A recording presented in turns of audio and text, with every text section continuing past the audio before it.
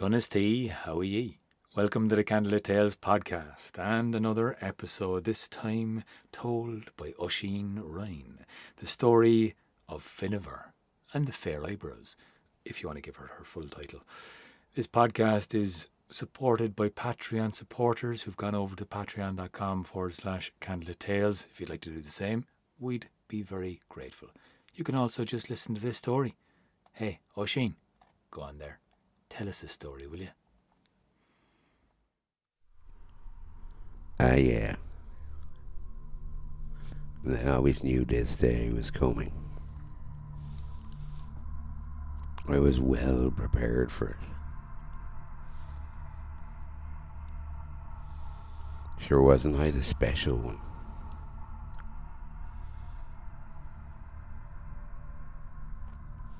Wasn't I different? My life was for different things. And I believed her. Why wouldn't I? She'd tell me every night.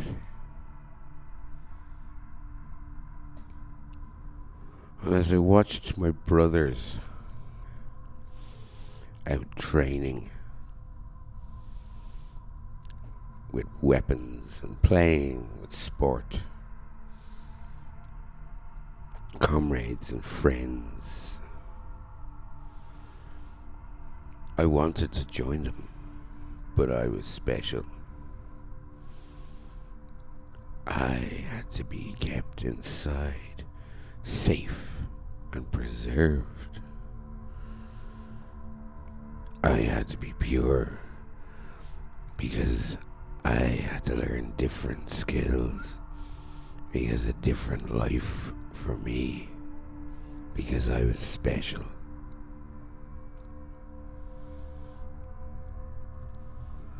And when she renamed them all Munya, because of a word in her ear of a druid, sure, I knew I was special then. I kept my name, Finnever, the name she gave me. Oh, the mighty Queen Maeve of Connacht.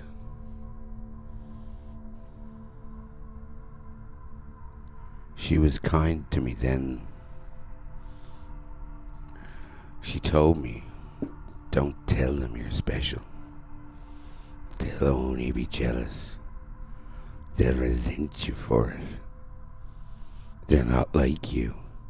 You can't trust them. You're better than they are because you're special. She was a great warrior herself, but that wasn't how dangerous she was. I used to watch her,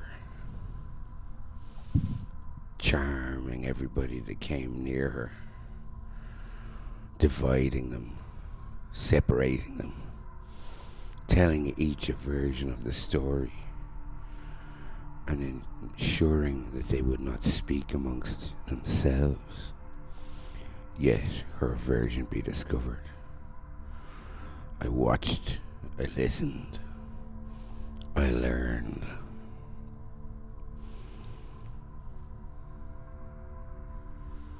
When the three great champions of Ulster came down, she didn't bat an eyelid. She merely welcomed them in, tested them with some of her magic out from the cave. And as I got older, I was special still. When Freke came, though, what a beautiful warrior. Son of Boann, goddess of the Tuatha De Danann. The stories I'd heard of his deeds from afar were enough that I knew he was the one for me. And the tributes he brought with him, those gifts from his aunt, 50 intricately worked mantles and tunics with animal details, 50 jeweled spears that lit the night like the sun. 50 dark horses with gold bells. 50 swords with golden hilts. 7 hounds in silver chains. 7 trumpeters. 3 jesters. And 3 harpists. I felt very special indeed. But it was not enough. 60 horses with gold bits. 12 white cattle with red ears, with 12 calves. And his support in the cattle raid of Cooley was what Maeve thought was special enough. And then they tried to kill him. They said it was a test. They said it was in jest. Oh, when he killed the dragon, I was nearly dead. And the women of the She came from Underhill and took him off. And the next morning he was back healthy, as if nothing had happened.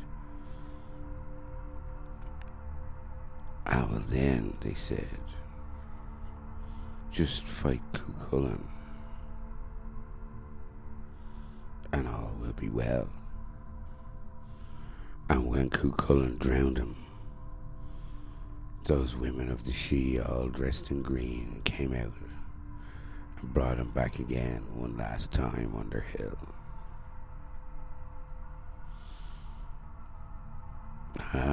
Maeve. She tried to comfort me. She introduced me to an even greater warrior, Ferdia MacDamon. He was no freak, but he was alive and he was magnificent. Oh, but the bride price. The bride price yet again was fight Cuchulainn. And yet again, that bride price was too dear, and he fell. He was willing to kill his best friend for me, because I was special. And when Maeve introduced me to Rocky, I knew I was special then. He was an Ulsterman, the enemy. But she told me, don't waste any time. Take him to your chambers and make him feel welcome. Oh, and I did. I did. Perhaps a little bit too welcomed. You see, when the other 7 kings of Munster heard how welcomed he'd been, they went to my father Oliel and started to complain, and a battle ensued. See, 700 men died that day because of how special I was. I was a special weapon. I was trained, groomed, preened and prepared. I was held up and showed like a trophy. This was her intentions all along. And I knew then the only way to defeat her was to take that power away from her. And I knew then, as I could feel a battle rage starting to come up from the ground, all up through my legs and into my chest, and I could feel the sparks of rage crackling at my fingertips and burning out my eyes. As I walked to that cave, as closer I got to Ainagat, I could feel her power drawn from her into me. And as I walked down into the darkness, I could hear the cry of battle rage all around me.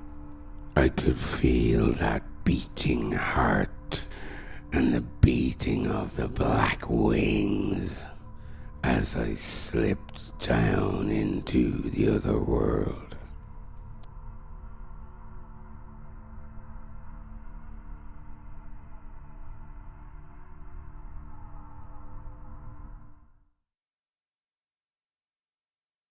This podcast was produced and edited by Oisín Ryan. You can find out more about us on our website, candlelittales.ie. And we're on all the social media, so like and follow us on Facebook, Instagram and Twitter at Candlelit Tales, or send us a message to get onto our mailing list. For more videos and live streams, like and subscribe to our Candlelit Tales YouTube channel, which now has a Candlelit Tales for Kids playlist, hashtag Candlelit Tales. Liking and subscribing to our channels really helps us grow and get to more people. And if you're able to give us more direct support, you can chip in a few bob at patreon.com/Candlelit Tales, or make a one-time donation through the PayPal button on our website. We also do really like to hear back from you with any questions, requests or comments. Leave them in the section below. If you want to find out about our courses, anything like that, just drop us a line. And we especially appreciate you listening.